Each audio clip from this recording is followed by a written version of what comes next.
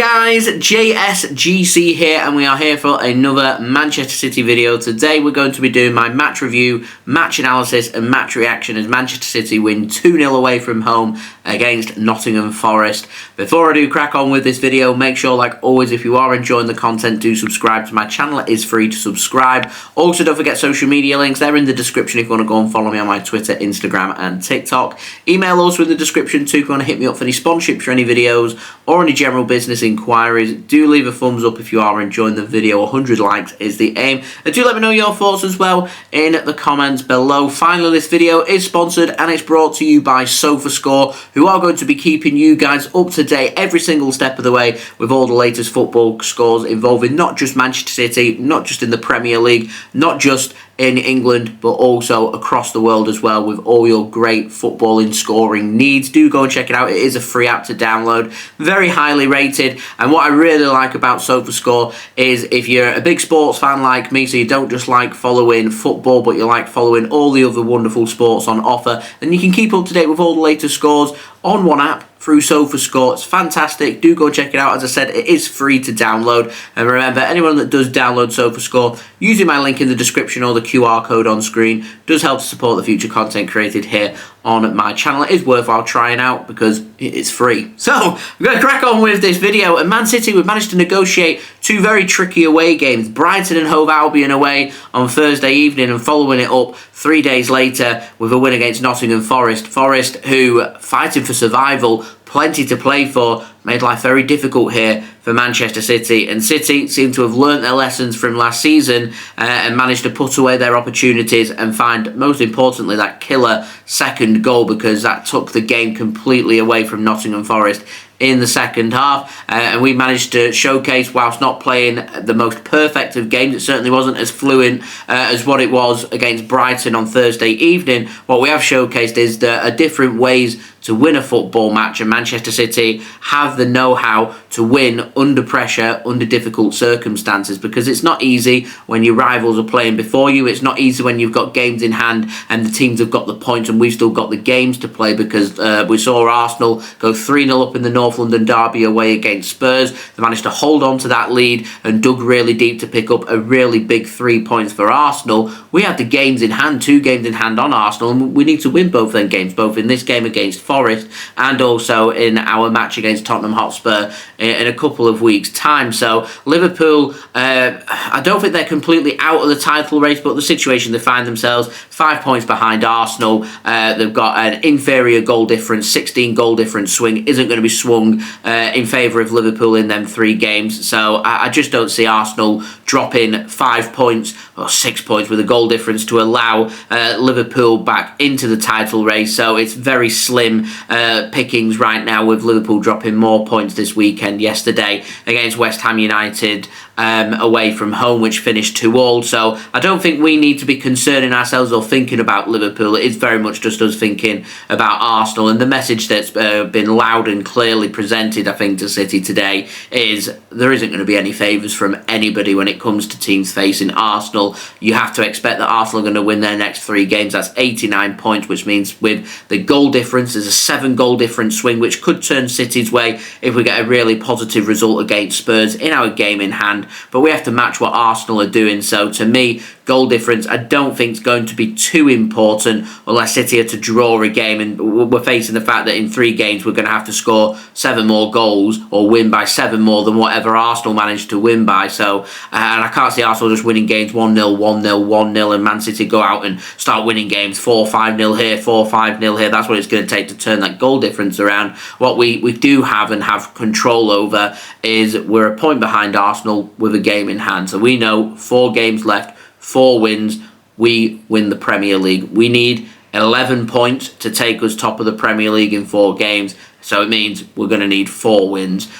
So, yeah, Man City just need to keep taking it a game at a time, not looking too far ahead. We know that we're not in Champions League action, unfortunately, because we didn't make it to the semi-final. On the big plus side to that, and a big bonus at this stage of the season, is we know that we can now start to rest and be well prepared for teams, not playing every 3 to 4 days, but playing every 5, 6, 7 days. And at this stage of the season, I think that's very, very important. Next game for us, and that's all we can think about now, a home match next Saturday against Wolverhampton Wanderers. That's what we need to be thinking about. Pick up a win there, sends us into the 80 points, and it puts pressure onto Arsenal, and we keep everything very much in our own hands, because we know now Arsenal's got 3 games left, we've got 4 games left in the Premier League season. We're the only side that's got the title race in our own hands, so we just need to do what we know that we can do to win this Premier League title. And it's gone from 6 wins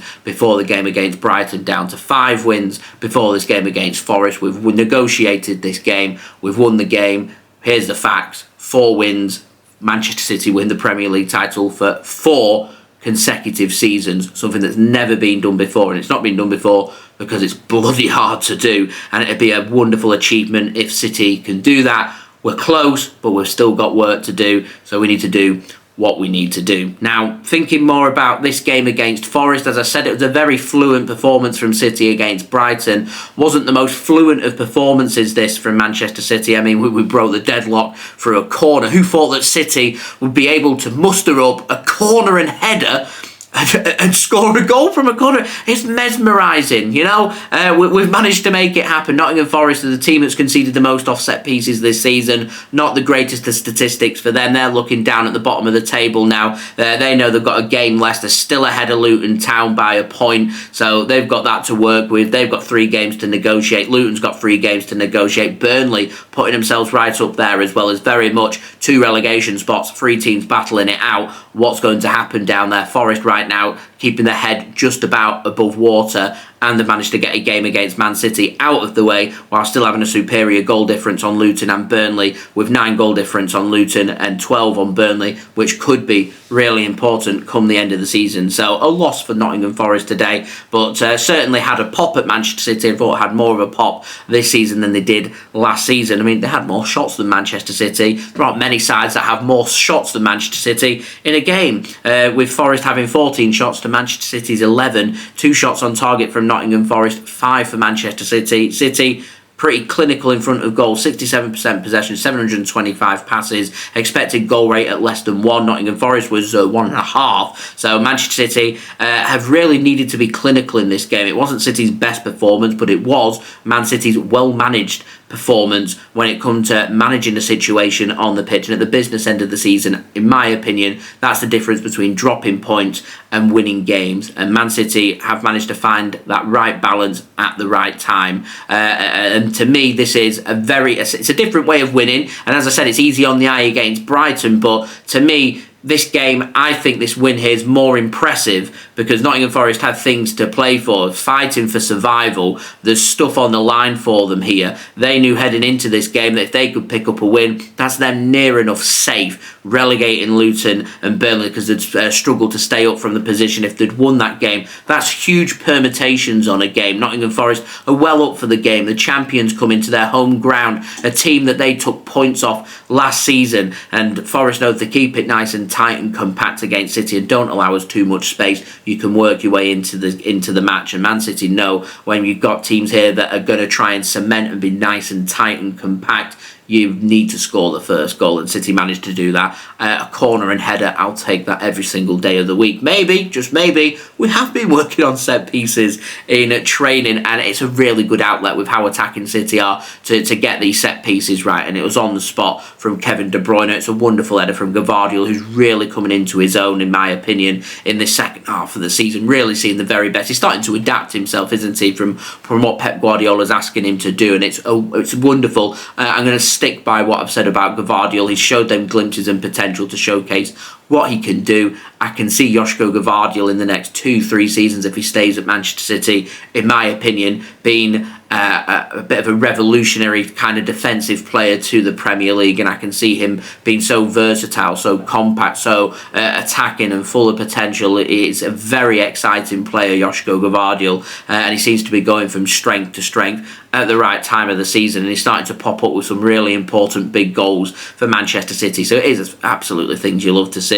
And it was great to see Big Erling back from injury, coming off the bench, showing his left foot to the defender. Defender's expecting to go onto his left foot, and he says, "Do you know what? I'm prepared to adapt my game, because there'd be a time where Haaland would go in his left foot here and the shot would be blocked and the opportunity would go away. Erling Haaland's a very clinical striker. He knows he gives the defender the eye. I'm going to roll this onto my right foot and slot it so coolly past the goalkeeper. Only been on the pitch a few minutes. Rolls it into the back of the net. Tidy finish from Erling Haaland. It'll do his confidence the world of good as well, and popping up with what could be a very important goal, because at 1-0 Nottingham Forest are always in the game. 19 minutes left, 2-0 Manchester City. We managed the game, we managed the situation, we keep a clean sheet as well. I don't care how Manchester City win games as long as we do win games, and this to me was a very professional performance from Manchester City, so I'm very happy. As I said, 2 very different wins from Brighton and Forest away, but they all count. It's 3 points. We're 1 point behind Arsenal. They've negotiated a difficult game against Spurs, so it's as you was, and we move on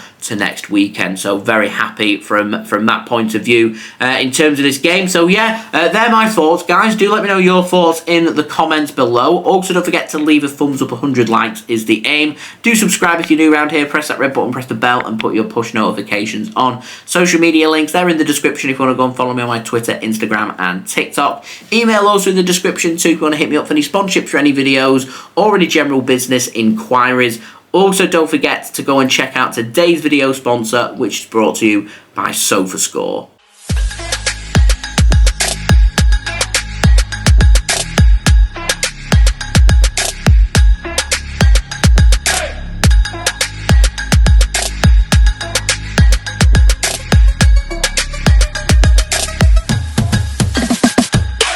Thank you very much to SofaScore for sponsoring this video. Do go and check them out. Links and details there in the description. Remember, anyone that does download the free SofaScore app does help to support the future content created here on my channel. It's a wonderful app for you to go and check out. Very highly rated as well. So if you want to keep up to date with all the latest scores, then do go and check it out and use my link. That would be much appreciated. And I'll see you guys again tomorrow for the next Manchester City video, where we've got a pretty beefy transfer update for me to get my teeth into. So I'll see you for that tomorrow. So I've been JSGC. Thank you everyone for watching. I hope everyone is safe and well. Peace. Ciao for now.